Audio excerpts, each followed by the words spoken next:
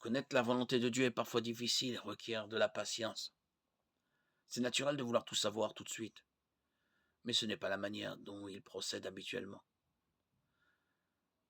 Il se révèle à nous étape par étape, et chaque nouvelle étape est un pas de foi qui nous permet de continuer à lui faire confiance. Le plus important est qu'en attendant de nouvelles directives, nous pratiquions activement le bien que nous savons qu'il veut pour nous. Jacques 4,17. Nous voulons souvent que Dieu nous révèle précisément où nous devons travailler, où habiter, qui épouser, quelle voiture acheter. Dieu nous permet de faire des choix, et si nous sommes attachés à lui, il saura nous empêcher de prendre de mauvaises décisions. Acte 16, 6, 7.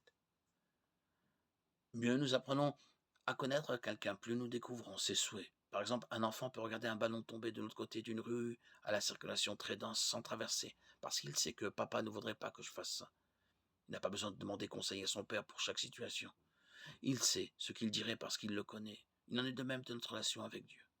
En marchant avec le Seigneur, en obéissant à sa parole et en nous confiant en son esprit, nous découvrirons les pensées de Christ en nous. 1 Corinthiens 2, 16. Nous le connaissons, ce qui nous permet de connaître sa volonté.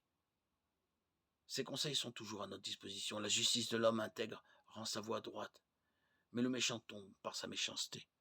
Proverbe 11, 5. Si nous marchons étroitement avec le Seigneur et aspirons vraiment à connaître sa volonté pour notre vie, Dieu mettra ses désirs dans notre cœur. La clé est de vouloir la volonté de Dieu et non la nôtre. Fais de l'Éternel tes délices, et il te donnera ce que ton cœur désire. Psaume 37, 4.